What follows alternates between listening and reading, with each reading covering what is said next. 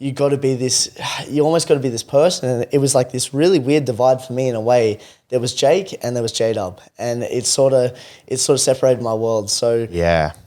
Jake would be fucking depressed through the day, not doing anything, like really anxious and down. And then J-Dub had to put on this persona of this party person. It's like, yeah, let's do this. And like my way of pushing through it, like, because there's some days you just don't want to be there. Yeah, like, you don't want to be at the club. It's work, like at the end of the day, yeah.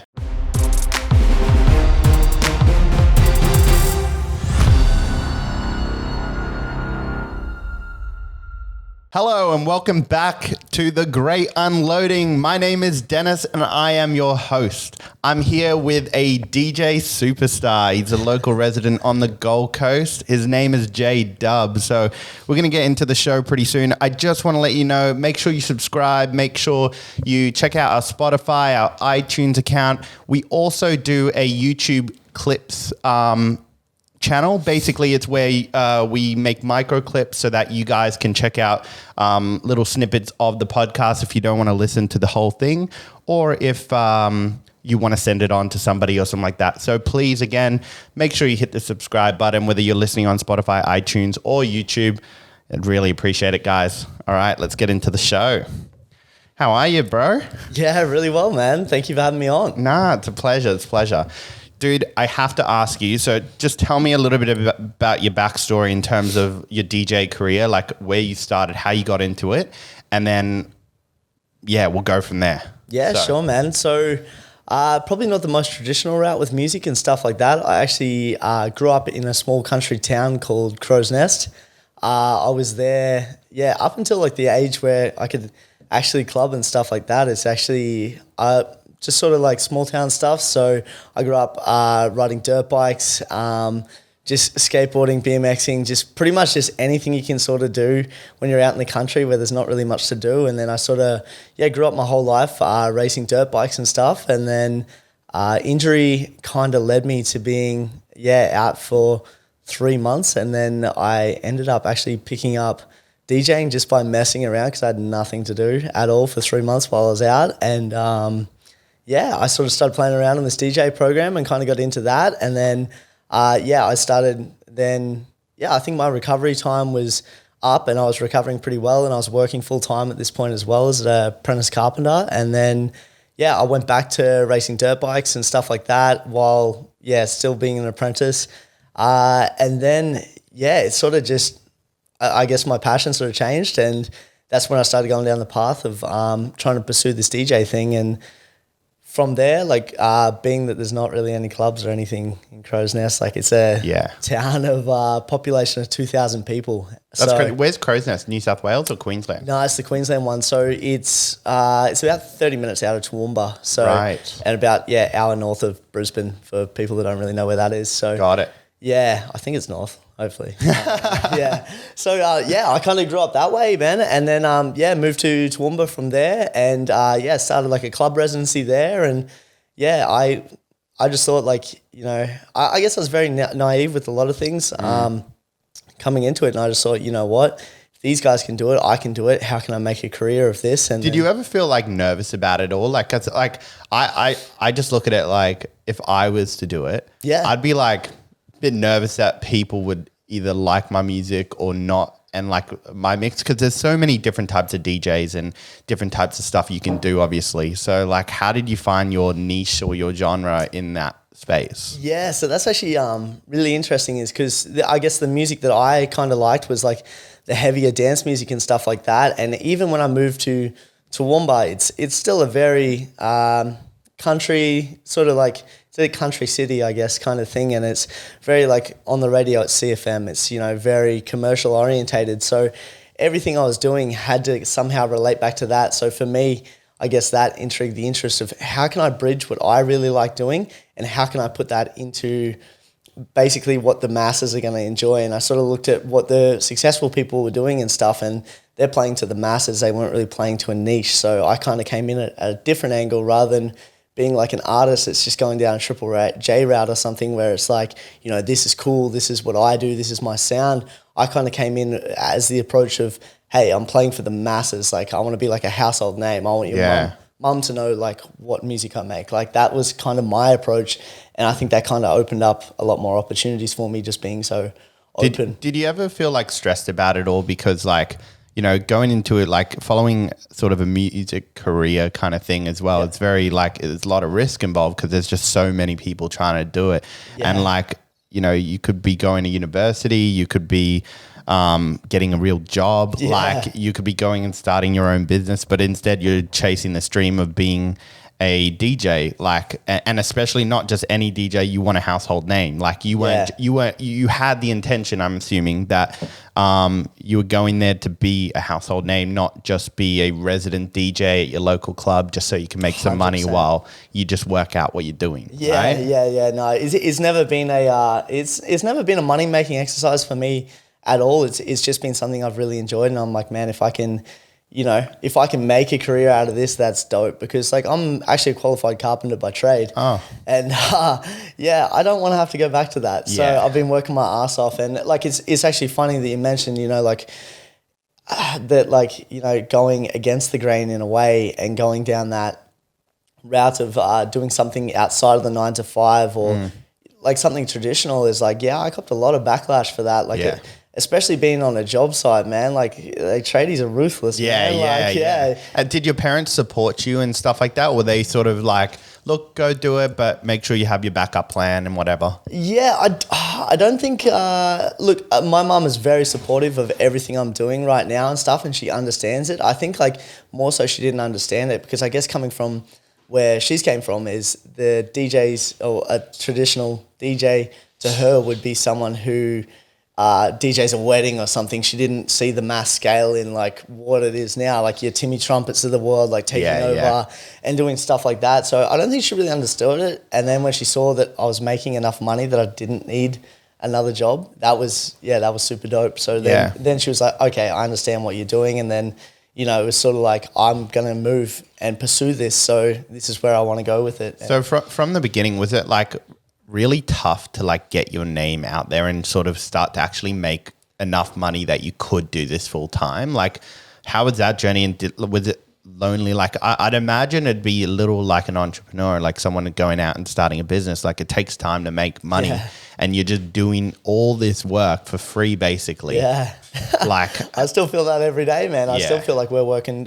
You know, I think that's the hardest thing, and I think if you can get past that point where it's like, you're doing the same thing day in, day out, and it doesn't feel like you're doing anything, and you're not getting paid for it. And it's like, you know, I guess like people that are working that 9 to 5 that kind of like look at it like, oh, you only play a couple of hours on the weekend, like your life's easy, like you get paid X amount of money for this or something like that. Like I look at their life, I'm like, your life's easy. Yeah. Like, you work 9 to 5. I know. I totally feel you on that one. Yeah. I feel like that all the time because like, you know, I pretty much do a lot of business stuff, and that's sort of my area, and that's how I feel all the time. Like I totally feel you on that one. Like it's just so tough when you're trying to do something and you're working so hard and everyone's like, oh, what are you doing? And it's just not a success yet. Yeah, it's hard to explain it when someone doesn't understand it either. 100%. So I feel like we're on a very similar vibe there. So yeah, absolutely. So what have you done like throughout the time that you've been DJing? What are you sort of like most proud of? Like and like, how much more do you have to go until you sort of hit where you want to be? Yeah, so I've been DJing now for 8 years, just over 8 years and stuff. And I guess like one of my major goals when I first started DJing was, you know, tour the world and just play dope big shows and stuff like that. And I've ticked off some of my smaller goals in that for sure. I'm definitely nowhere near where I would say to myself, this is the success I was aiming for yet. But I've definitely, I don't know, I'm kind of calculated. So I kind of like have, you know, I have big dreams, but also it's broken down into goals. And I've hit some of them little goals and stuff like that along the way, but we still are, still working towards the bigger thing. But I get to answer that question.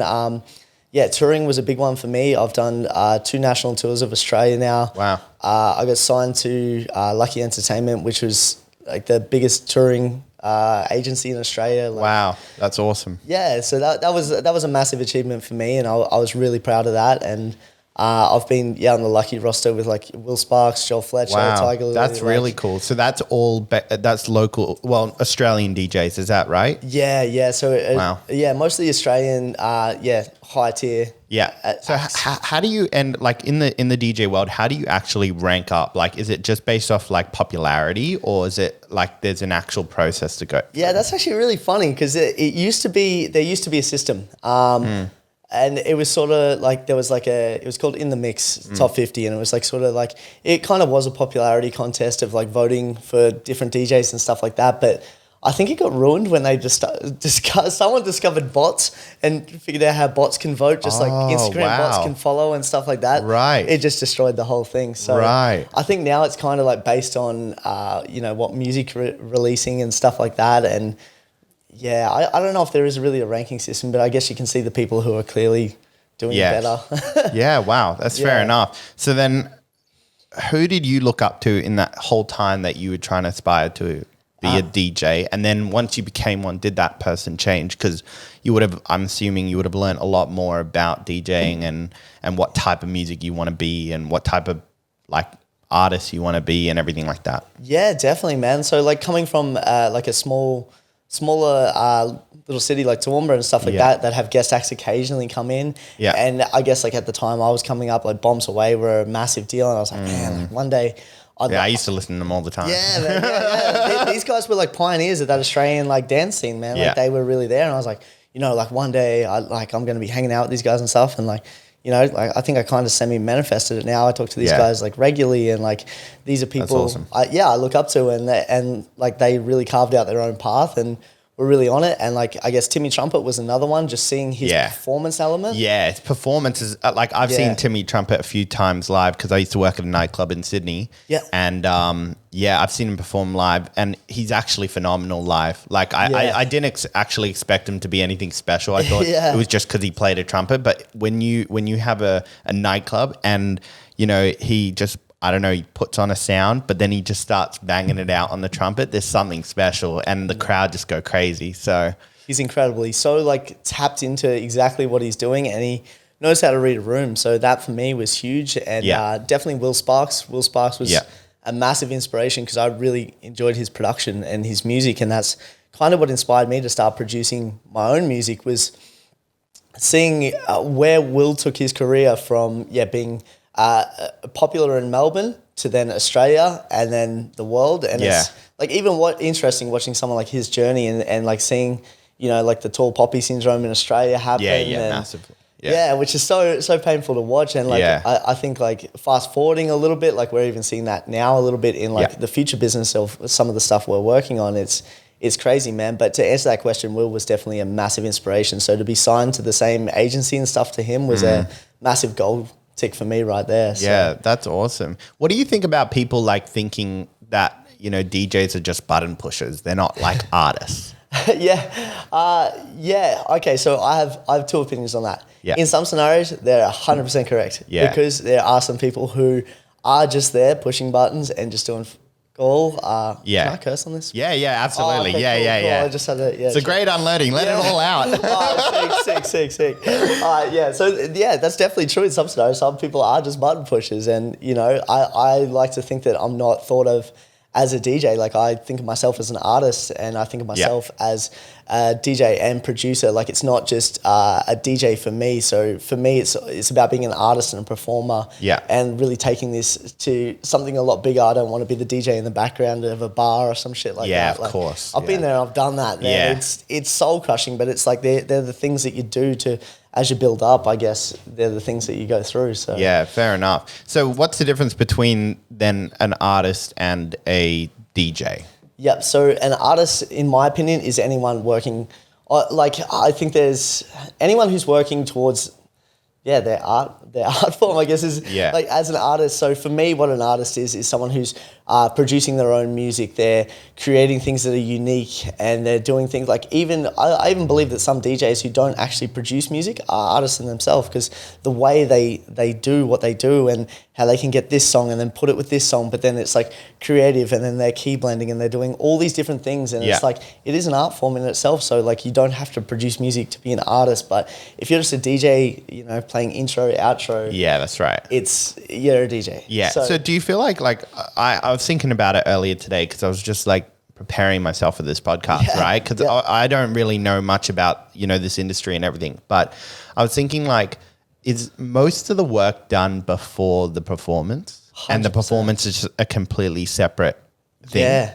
Like honestly, like when people like look at it like, oh, you just do those 2 hours on the weekend or something, and you get paid this amount of money. Like, I have to work 40 hours a week to do that. It's like, okay, but what about that 40 to 50 hours I did through the week that I didn't get paid a cent for? Like, it's all behind closed doors for me. Like, it's the late nights. It's, the rejection constantly, like whether it's label rejection or you're not getting on shows or there's so many little elements that pile up. Like, honestly, to me, I treat playing when it's an actual show, like not so much a residency set, but like when it's a show, that to me is a reward. That's a showcase. That's like, here we go. Like I've been working my ass off all week for this, and now I'm here. I'm putting on a show. These people paid hard-earned money to be here, so I'm gonna you're gonna go all out. Yeah. Fair enough. So that's kind of where I'm. So why would you stay in the Gold Coast? Just out of curiosity, like you could be in Sydney, you could be in Melbourne, and they have a larger music scene, I'm assuming, and it would be a lot more people you could reach. Why Gold Coast? Yeah, that's actually a really good question. So Gold Coast for me initially was the initial step. So I guess when I first moved down here, I think 6 years ago I moved down here. Yeah. Or it might have been 7. But when I first moved down here, this was one of the only cities that ran 7 nights a week for DJing and stuff like that. And at that point, I wasn't producing music. So to me, it was just a DJ career at that point. You needed some income. So this just seemed like the logical move for me. And coming into, when was it? April 2020, I had everything set. I was selling all my stuff. I was moving to LA. COVID just downed all that. So how's it been going with COVID and everything? Because obviously your money is made through performing at nightclubs and things, and that all pretty much got shut down. So yeah, man. So it's definitely been tough. It's actually funny, like leading up to the point of COVID, I was teaching a lot of people music production, like just through one-on-one people coming into the studio space that I ran, or I was teaching them over Zoom and stuff like that. And I was starting to bridge more people to Zoom and stuff, which was really good, because in the back of my head this whole time, I was like, I'm going to move to LA. I'm not going to get a green card when I get to LA. So I need a source of income. Like, I don't come from money, so I need to make money. Yeah. So for me, it was all about like getting people online, and how can I teach people online? I can go anywhere in the world then. So I already had all these things in place, and then COVID kind of happened. And I was just like, oh shit, like except for everyone else's income dipping, which sucked, because then a lot of people obviously pulled out of these lessons, but that was going to be my source of income for going to LA. And the focus in LA was getting studio placement, working with different artists over there. And just when I've been to LA a couple of times, and just the drive and the people there, like you talk to the Uber driver, like he's developing apps in his spare time. Like, I've heard about this. I heard like the energy in LA is crazy, because everyone is hustling. Like even the person, making you coffee to the person driving you in the Uber. Yeah. They're all there for a dream. Dude, it's sick. Like just the energy that you get in this place. Like it's a dirty city, but it's like this drive that you can't describe. Whereas you talk to an Uber driver here on the Gold Coast, like, oh, sweet, like what else are you doing? And it's just like, oh, I'm just doing this for beer money. It's like, what the fuck? Like, what? So your plan is to go back to LA eventually when things, I guess, settle down and it gets back to normal. 100%. How do you connect with people in LA, a city you haven't really lived in? I'd assume you wouldn't know as many people there as you would here, and you don't have the connections the same, or maybe you do. Yeah. Like, how do you, it's almost like restarting. It is, man. Like, I figured I moved to the Gold Coast knowing like 2 people, I think. And I sort of like, I just work, but I guess the joys of right now. And, something that COVID is also a blessing in disguise is how much more people connected on the internet and stuff like that. Like, I stay in contact with these people in LA. Like, LA's this crazy thing, man. Like, it's like you go there, you meet this person, and then all of a sudden we're at lunch with this other person that knows this person. And it's just like like it's such Everyone a hub. like connects with each other and networks. Hey. Yeah, like in this a couple of like the couple of times I've been, like I've met people and we've stayed in contact online and stuff like that. And it's like, okay, like well, next time you're coming over, and that was like last time I went over, I got into a studio session over there and stuff, and it was like, all right, cool. And I talk to these people, I send them ideas, they send me shit, and it's like, I don't know, it's kind of like, yeah, I love the era that we're in with the internet and how well connected we can be right now, and really. So how do you grow your platform? Like I feel like when it comes to music, sometimes you need that break, like that big break, that just like, or that viral like song or hit or whatever that sort of blows you out of the park. What do you think? I think that's 100% true. I haven't got that hit yet, but I'm still working every day. Like I'm working towards it. So. How often would you release new music? Like, see, that's a tough one, man. Like I try and like release something at least every, like we're aiming for every 6 weeks, whether it's be in the form of a remix of another song or something like that. Pardon me. It's all right. But in regards to original music and stuff like that, honestly, it's been such a tricky. Okay, so COVID's kind of stuffed that up a little bit because like we had release plans to go on certain labels, and then it's sort of COVID hit, and they're like, okay, well, we can't actually tour you off this, so we can't make money from this. So we're going to hold these releases. So we're holding some dance music releases at the moment, and then things are looking like it opens up, and then you see Melbourne goes in lockdown again on the weekend. It's like, shit, are we back? Are we not? So for me, I took this last year as a year just to grow, man. Like I was writing pop punk, I was writing hip hop. Like I just took it as a year. Try new things and expand your skill set, I guess. Yeah, it was sick. So as hard of a year as it's been financially, and as much as it sucked and it's been stressful, like I've really taken some positives out of learning and the things I've learned from this time. So absolutely. Airplane mode, man. Yeah, I know. My phone's ringing. Mayara, stop calling me. Dude, that's so interesting. I think I feel sorry for you, like in terms of like everything, as any DJ or anyone in that nightclub area, because like I have a lot of friends and connections that are in that world, especially, and not just people that are DJs and stuff, but people that are venue managers as well as like hospo people and stuff. And it sucked, this whole thing, but I think it'll be over pretty soon, to be honest. I think this year we'll have to do whatever we have to do, and then I think next year everything will settle down and you'll be back in LA. And I'm really hoping, man. I'm really hoping, but in the meantime, it's just like like I've seen a few people take a different approaches, and they're just like taking this as a year off, or and stuff like that. But have you tried to innovate? Like I've been seeing like a few people do like those live DJ sets on Friday, Saturday, Sunday nights, and like people just chuck them on the TV and stuff like that. Yeah, like we did a couple of them at the start. It was like, this is cool, and it provides value, and it gives back to the people who follow you and stuff like that. But for me, it was kind of, I don't know. I was like, I don't know. At the end of the day, I didn't want to be a cat. Like I've seen some that were just so cringy. I was just like a guy in his kitchen yelling, "Put your hands up!" It's like, I don't want to do that shit. Like, not that I don't want to DJ, but it's like, I don't know. Like, I feel like there's so many other ways that I could use my time better. So I've started to see like these influencers get in the game of DJing. Oh God, yeah. What's your thoughts on that? Because like I feel like it's a bit of a cop out for when influencers sort of do it, only because not all of them, obviously, but there are some of them that they just haven't been doing it for years. They don't make their own music. They just play on bangers, but they have this audience that all want to watch and listen, and they get probably big ass gigs, and they're well connected with other big, DJs simply because, they are who they are. Like, what do you think? Okay, so my opinion on that is... we don't have to bash anyone. We're not here to bash anyone. I'm not going to personally... Just like your thoughts on it. That's all it is. My thoughts on it, it's like, all right, so there's two ways to look at it. I figure it's kind of like the age-old thing where I've always seen like unsuccessful bedroom DJs or something hating on people like... don't want to name names, but some of the bigger... female artists, say, or some of the guys that are models that become DJs or something. And it's just like, they're like, oh, they only got this because of this. Yeah. Instead of looking at it like that, I look at it like, okay, what are they doing that you're not doing? Yeah. Okay, sick. They got really nice looking press photos. You got a picture of you in your bedroom. what's going to look better on a poster. Think about it. This is a business at the end of the day. What can you take from what they're doing and implement that into what you're doing to elevate your career? Yeah. And if you already got the skills and you already think you're better than them, and you are genuinely probably better than them, then what can you take that they're already doing, implement that into your work, and then elevate your own career? So Yeah. But I do see there's also a cop out, some of the ones that are like, influencers that are like, hey, now I'm doing a DJ set.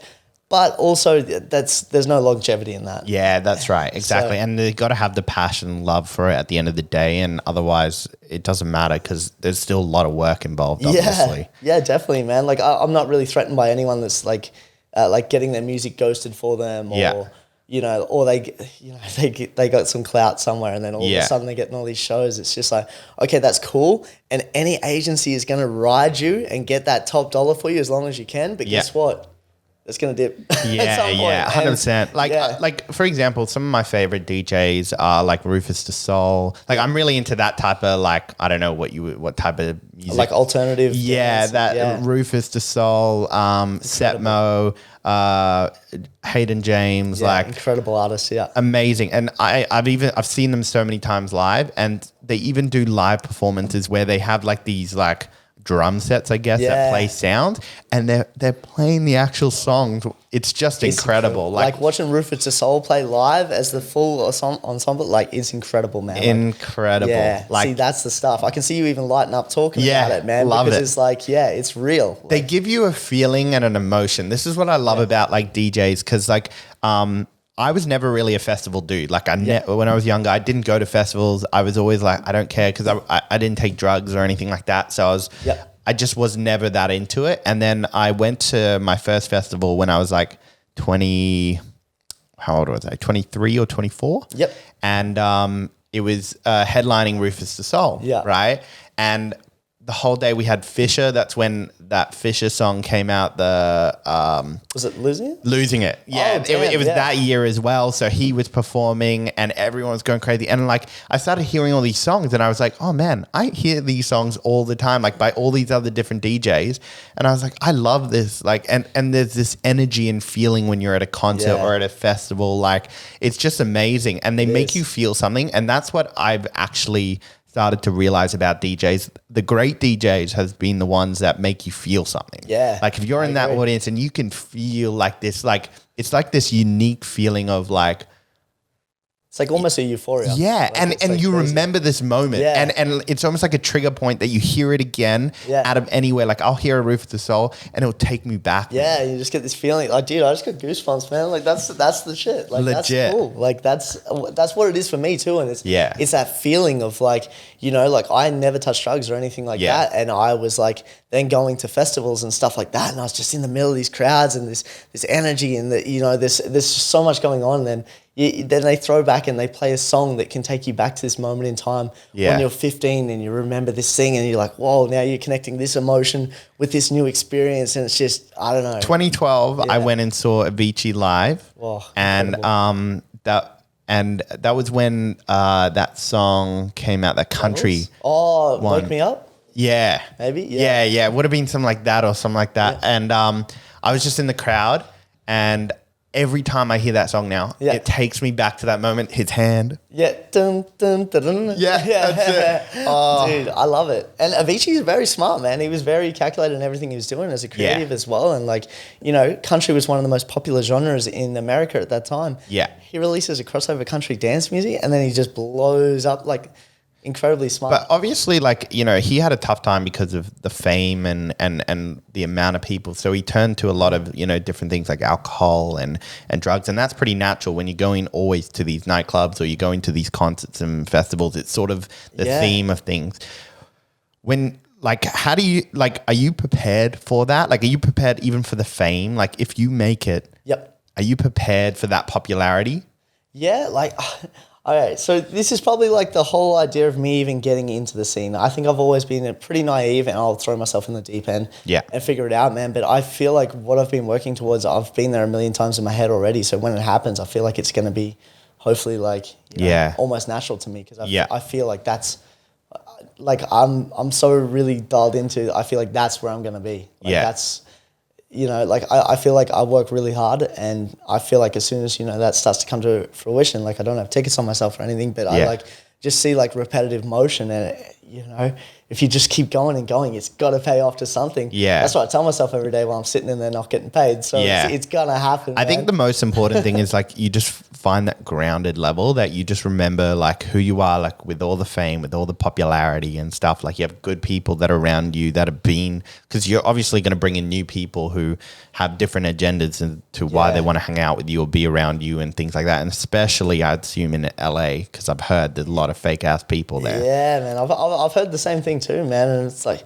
I guess for me, it's always just work hard, stay humble, and I think you really attract your tribe if you're putting out that energy. I think you're gonna get a lot of that. But like, it's funny, like you even get the same shit in the club, like on a very smaller scale, like people just clout chasing, like Like, to me, it means nothing to be in a VIP booth or anything. Like I think it's wanky as shit. I don't care about it, but some people really do care about that. Yeah, thing. 100%. Like, you know, it's the same thing I think on that scale. And I try to not affiliate with those people, and like even any kind of any kind of person who is just, I don't know, like clout chasing or not working, or they're talking about, you know, how much they're going to do. Like, how many people did you hear at the start of this year say, this is going to be my year? Yeah.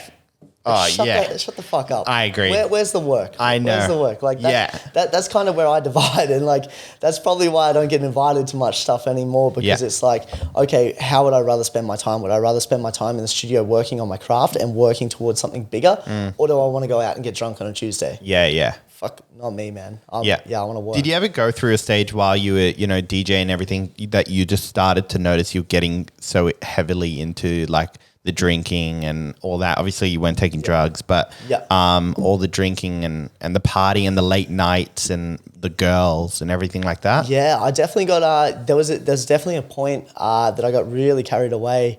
That would have been, I think it was, I'm trying to think of what year it was to pinpoint it, but I think it was about 3 years ago. I was with this girl that, you know, I thought was going to be the one, and I was with her for 3.5 years, and then she broke up with me, and then I was so lost, man. I didn't know what to do. And you combine that with people who are constantly out chasing a high and chasing a party, and then you almost got to be this person. And it was like this really weird divide for me in a way. There was Jake and there was J-Dub, and it sort of separated my world. So you know, Jake would be fucking depressed through the day, not doing anything, like really anxious and down, and then J-Dub had to put on this persona of this party person. It's like, yeah, let's do this. And like my way of pushing through it, like, because there's some days you just don't want to be there. You don't want to be at the club. It's work, like at the end of the day, And it's like, exactly that, man. Especially on the residency scale that I was at then. I wasn't touring at that point. And it's a regular.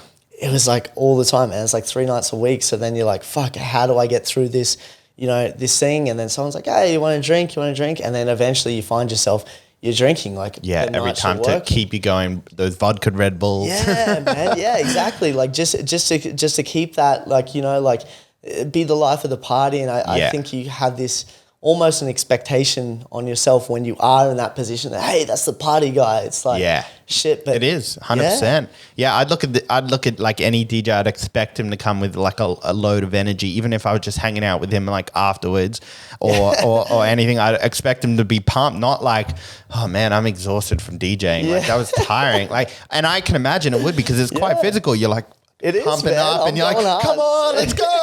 Like that's tiring if you're doing it for like an hour or so. It is, man. It is. Like I think I run really well naturally. Like I think like naturally I'm a very high functioning person, so I don't really need a lot. Like besides this, like coffee, I'm a massive coffee man. I like that, but other than that, man, like it's sort of like if you're genuinely enjoying something, like say if I do an away show and you saw me after a away show, I'm still going to be pumped. I'm still going to be like, yeah, let's party, let's go. But like I think when I went to that really dark period, man, it was very unhealthy. Like it was not good, and I'm very grateful. Like I kind of like shut off the world like for a long time, and I was sort of like going down this very self-destructive path, and I'm very thankful that I had a good bunch of friends, and I kind of really learned who my real friends were through that period. You know, you have you have your friends that are like your party friends, I guess. And then you have your friends. Yeah, you would have had that as well massively because you would have been in that scene. So the people that you may have thought your friends were just your party friends. Yeah, that would have been a huge realization. I can imagine. So, you know, like out of that time period, like I probably got like maybe 5 people that are still like close to me there. And I got to this very, very dark place that eventually became a turning point for me where it's like, okay, shit, I actually need to get some help. It was never about like, I wasn't an alcoholic or anything like that. Like, there was none of that shit. It was more like my mental health was fucking terrible. You combine that with being up all night, barely seeing the sun, eating like shit, not exercising because you put every formula you can possibly put into depression. That's what you're gearing yourself towards. And that's exactly what I did. I really put myself in this position. Like, I'd like to think I didn't put myself in that position. Like, you know, I like to think that, you know, because of the relationship going to shit, that's why I felt that way. And that's why I did that. But at the end of the day, like all those things come together. And it was just, I don't know, it was kind of this cathartic moment when it got to my lowest point. It was like, okay. I just remember waking up one day and saying, okay, this shit's got to change. So, you know. That's so interesting. So, because like what you're saying is exactly right. Like that's a cocktail mix of like absolutely the worst things you could possibly be doing, especially when you're going through a difficult time in your life. 100%. So how, like, what's changed now, like in terms of like, how are you able to cope with that? Because like everyone's going to go through their ups and downs in life. Like even from that really dark place you had in your life, I'm sure there's been shitty times throughout, 100%. you know, since then anyway. What's different about then to now in terms of how do you still do what you do with all that toxic mix? Man, that's actually something that I'm really passionate about, like mental health and stuff now. And it really raised my awareness to it. I didn't really understand what depression or what anxiety was or anything like that. And now for me, you know, like I've learned a lot about, you know, these feelings, and you can't always control it. Like I'll have a day every now and again where it's just like I like to think that I'm always running up here and I'm always at this level and like, let's go, let's work. But, you know, I have days like even just yesterday, I was just feeling out of it in the afternoon. I skipped gym. I was mad at myself for it. So today I'm going to double it. But nice. It's like, it's stuff like that. But like to get out of that point though, hang on, I trailed off a little bit there. Just with everything that you're doing, like, because what you're doing is literally, it's a very unhealthy lifestyle for somebody that's going through anything, even if it's just something small where you're having a down day kind of thing. Those late nights, the alcohol, having people that most of the time aren't probably, you know, close. You can't have any deep conversations in the space that you're in. So you can't talk about how you're really feeling or anything. So it's all superficial and light. And even with your closest friends, you're not going to sit there and have tell them how you're feeling. You're going to have fun. Exactly. So with the fact that you're doing all of that still, and you still go through these dark times, and you had the experience that you already had, what's different now? How can you manage that? 100% mindset. Like I think like the biggest thing for me was when I hit that low point, it was just like, okay, cool, I need to sort this shit out. Obviously everything I'm doing right now isn't sorting it out. So one of the first things, which I'm very grateful for, my housemate, Trent at the time, he really got me into going to the gym and stuff like that. So shout out Trent Baker. Like he was an absolute legend because he got me into going to the gym, working out and stuff like that. And you know, like once you start like getting the endorphins back, and I was like, okay, cool. Like I'm still sad. I'm still not, you know, so I went to the doctor. I had a chat to a doctor. This is like the first time I've ever actually admitted this, but I don't think it's weak or anything to say anything on this. So I went on antidepressants and that really, you know, like I stuck to it. I stuck to the course of it, and that really helped me see things from a different sort of perspective, just like naturally boosting your serotonin and stuff like that was really healthy. But it wasn't like just like I'm going to have this and I feel fine. It's like, okay, what else can I do? So I was doing, I went from, you know, starting to work out again.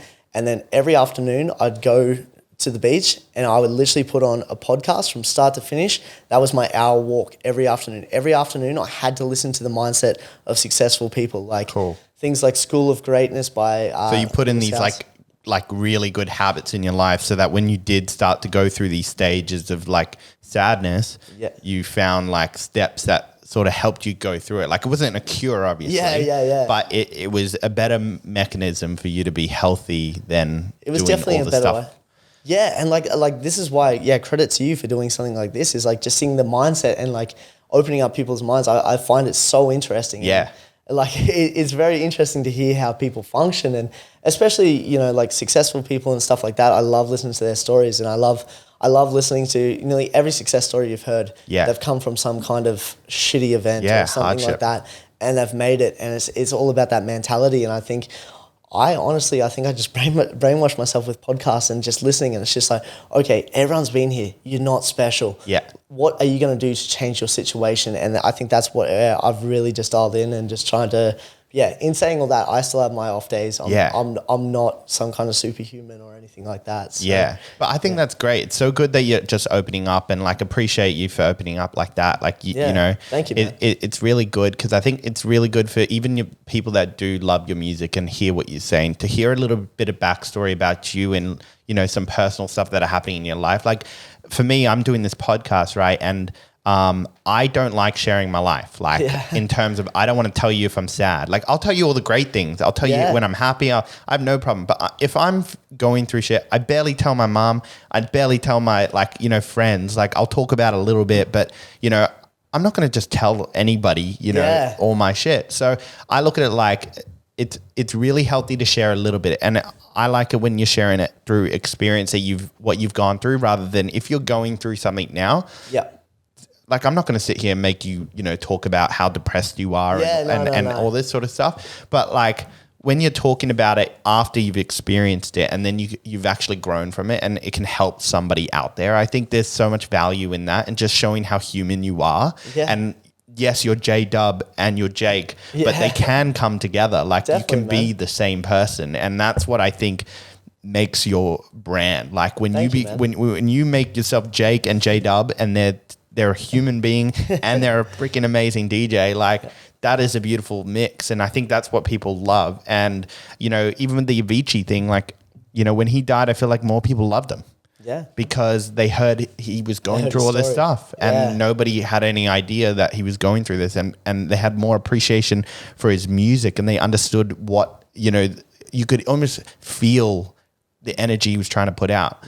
So another thing I just thought of was with the music, a lot of people say when they're going through, you know, hard times and everything, like music has saved them. Like creating music, making music, listening to music has really helped them. When you were going through all that hardship, did you feel like music did that for you? Man, it's actually funny, because when I was at my absolute lowest, with the point where I didn't want to get out of bed some days, I wasn't. And that wasn't doing shit for me. And I was just like, you know, you look at everything through a distorted lens of life. You're like, you know, like this, you're working so hard towards something. And, you know, it was them days where I thought, fucking 9 to 5 would be easier than this shit, because you put so much on yourself. But then, you know, once you push through it, and this is what I did. I'd be just like, okay, give yourself an hour. If nothing comes in an hour, you can go be a little bitch, and you can go back over there and just don't do it. But I think like the thing, I don't know if it's just been instilled from me from life, but once I start doing something, it's like, okay, shit, I'm already here. Let's keep working. And I guess it definitely pulled me out of that, like just by working. And then you'd see like a little increment of success out of that. Like, oh shit, you might have got something done on this song, or you might have, you know, done that. And like you just kind of re-inspire yourself in that way. But yeah, like that was at my lowest. But now, like, you know, if I'm having an off day, sick, I'll go write like some kind of moody tune or something like that. And I'll try and, or if I just don't feel it at all, man, I'll put my energy somewhere else completely. Like I'll just go start learning how to edit videos better, or I'll start learning how to, because I never want it to feel like a job for me. Like like it is a job, but like I don't want the process of creating music to be unnatural. I want it to be still pure. I don't want to be like, you have to do this today. It's like, no, I still want to be creative today, but I think my best shit comes when I'm in that mood and I'm just like, all right, let's go. Like, Do you find like doing a lot of your producing late at night is a lot better than doing it like during a work day or during the day kind of thing? Because I've heard like a lot of people, even like a lot of entrepreneurs and stuff, they actually wake up at like 2, 3 in the in the morning because apparently that's when your brain is more creative. I don't know why, but I don't know. I'm just asking. Like, Man, no, is that a thing? I've heard that from a lot of accounts, and like I used to stay in the studio late at night. Like usually my bedtime would be 1, 2 a.m. or something like that, because I'd wake up late and I'd be waking up at like 10, 11, but then I'd work through till like maybe, like midnight or something like that, and like do normal stuff through the day as well. Like, but I guess now, because I think like my formula right now is very scheduled and it's very calculated. So, okay, I got to be at the studio at 8 a.m. And then, from this time to this time, we're working on this, and then, lunch break, and then this, and then work right through. And then at 5 p.m, we're going to gym every day because that's a consistent routine. Yeah. And then, whatever you don't achieve in that time period, then after 5 p.m, it's like, okay, now you got to keep going back into it because you didn't achieve enough during that hour. So it's kind of weird. It's weird that I even treat it like a 9 to 5, but that's kind of where I'm at for my structure right now. And I guess like sometimes if I'm just like, I'm feeling this, I'll just work at home and I'll just work nice on stuff. But yeah, most of the time I'm very like formulated in, I need structure. Otherwise I feel like I can. And I think that's actually very healthy for a lot of people. Like there's some people's personalities where they don't need the structure. They thrive in like chaos kind of thing. Right. I'm a very structured person. Like I wake up at 6:30 every day. I, have my coffee by 7 a.m. I sit there and I don't do a single thing. Like I have a shower, I have my coffee and I sit there and I don't think or anything. I'll just sit on my phone and follow up with everything that I need to. I'll check my emails. I'll think about like things that I need to do for the day or all that sort of stuff. And then I'll get into it. So I have that process too. So I totally understand with what you saying with all that. Yeah. So like, I know you've, I've seen on Instagram that you've released your own producing records. Course. Oh yeah. Is that right? Yeah, correct. Yeah. So what's the go with that? Like, how did you end up doing that? What makes what you guys are doing? What's it called? And what makes it different to what's out there? And Cool. I'm interested to know a little bit about how you did that. I'm very proud of this project and I'm very excited that you brought it up too. So, awesome, man. So basically, like I was saying before, when I was planning for everything to move to LA and I was teaching people one-on-one and just doing that via Zoom and stuff, something that I started running into a lot is every time I get a new student, I was teaching the same thing over and over. And it's like,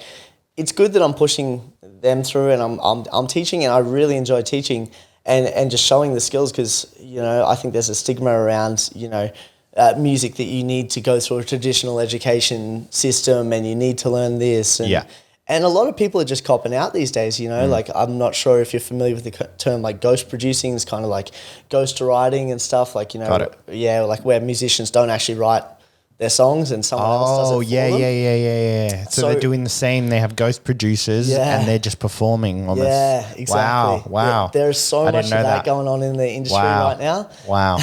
I did not know that. And that feeds in a lot to what you were saying before about like how do I feel about the influencers and stuff doing that. Right. And it's like, have you seen an influencer release a track? And you're like, how the fuck did they make that track? Where did they find the time to make that track? And it's just like, and it's kind of bad because I think like some of these agencies and some of these management teams and stuff are structured and almost geared in the way that, hey, we got this product which is this person that's got this big following. Okay, so now we need to give them some credibility. So now we're going to go buy them a track and we're going to say this is their track. And it's like, I got so mad at that, but instead of like being mad at it, it's kind of like that thing before, like looking at the bedroom DJ, looking at someone who's doing more successful and just being like, okay, what are they doing that we're not? Instead I was like, how about we just destroy this wall? Like it's not that hard to actually become successful and produce music. Like, and the biggest thing for me was like, you're missing out on one of the most fun experiences of your life is creating something that you're like, whoa, like this came from my head. Like, this is cool. I think some people though, however, like they're just obsessed with the performance. Like they like the fame, they like the people looking, the video cameras, they like, the hype and everything. But when it comes to the actual producing, which is the actual work, I don't think a lot of people are very interested in doing that. Cause like, I'm not musically inclined at all. Like I would say I'm very terrible. Like I don't have an ear for music. Right. And I'm not talented with music either.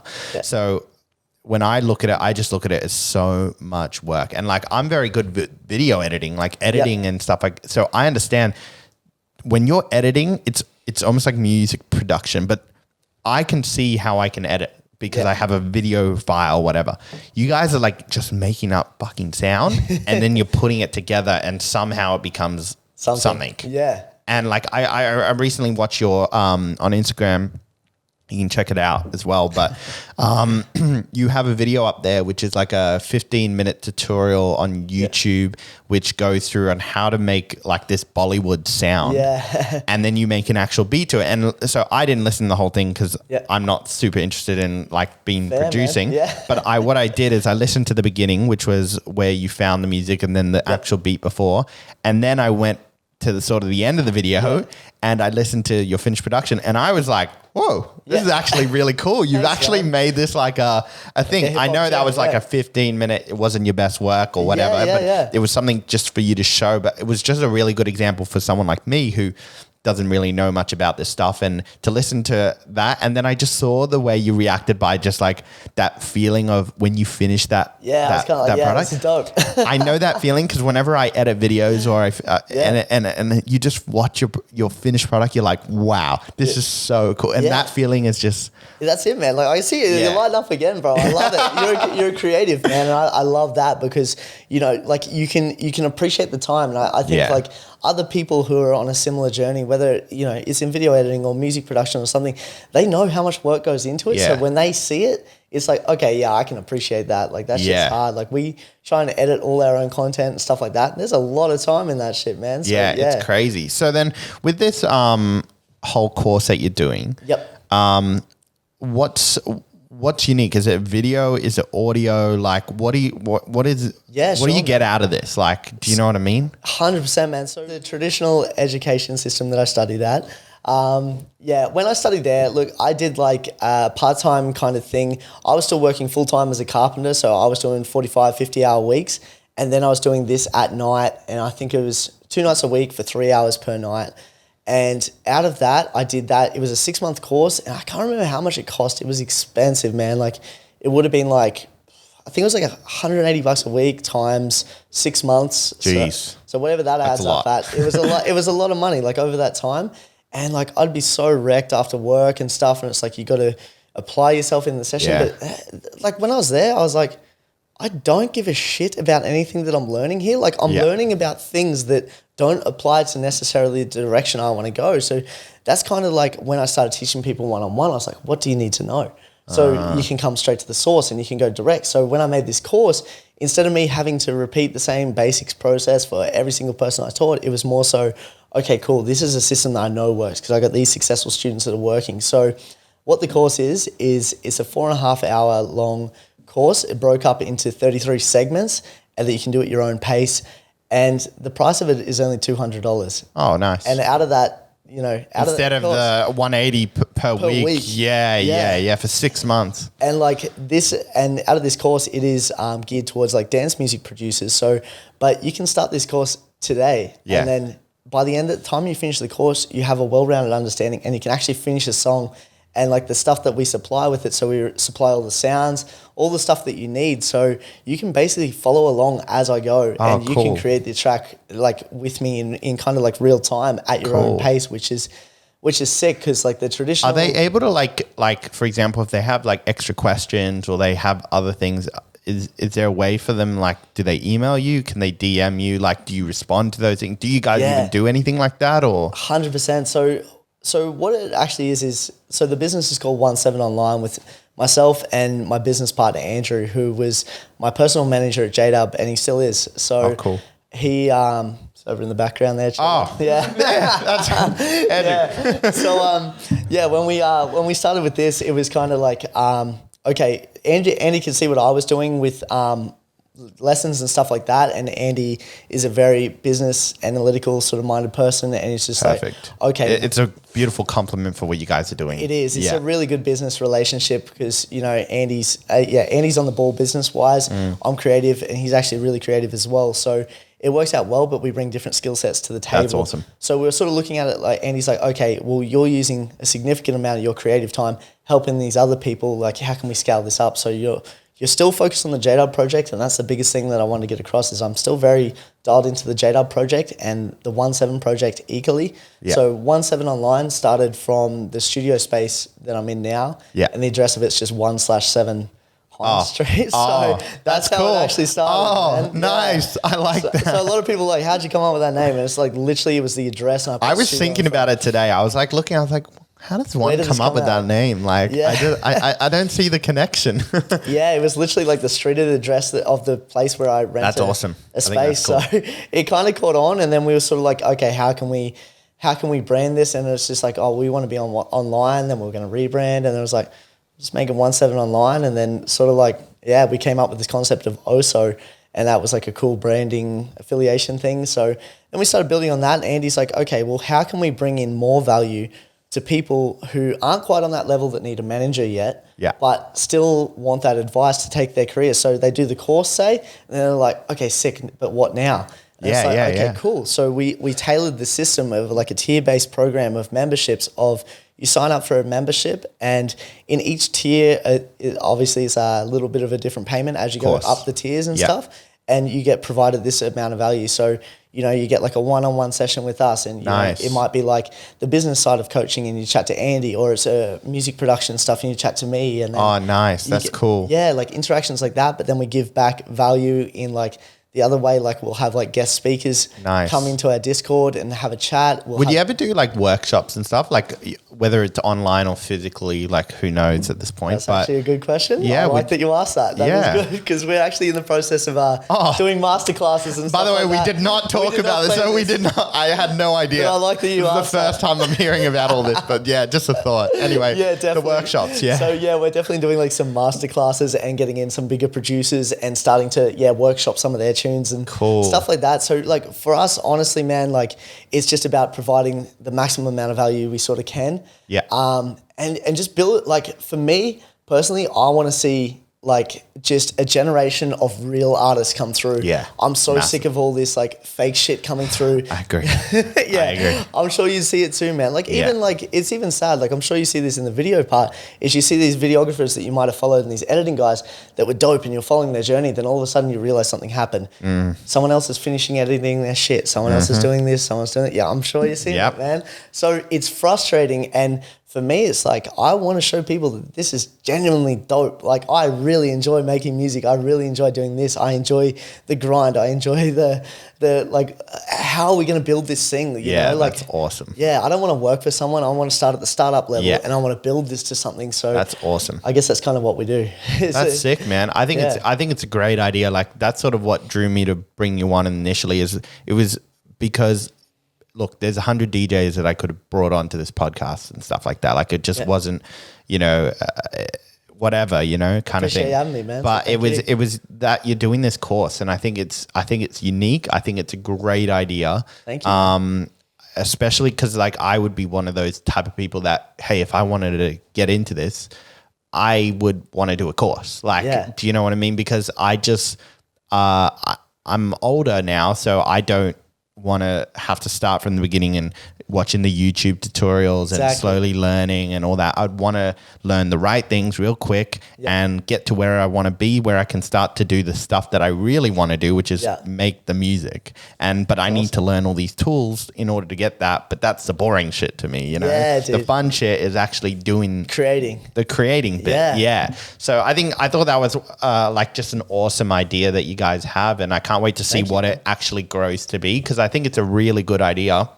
Thank you, man. I think, it would be very, very interesting. I think the workshops are going to be like gold mine for you, because I feel like workshops, like to have someone physically, either online that is you're talking to and you can ask questions. Like I like asking questions, so because for me that helps me learn and understand. Same. So if I can't ask, I'm like, I get told this, I'm like, well then what about this? And then I have no one to ask. That makes it difficult for me. But I think that's awesome what you guys are doing, and I think that's definitely the benefit of like the academy side of things. Is like you do have that direct communication with us, and if you're going through some kind of problem, we've probably already gone through it, and we have we can't give you the exact thing for your scenario maybe, but we're like, okay, this is the shit we went through. These are the solutions that we had. So it kind of cuts out that thing of, YouTube, you can't really like look up on YouTube some certain problems that you're having because you don't.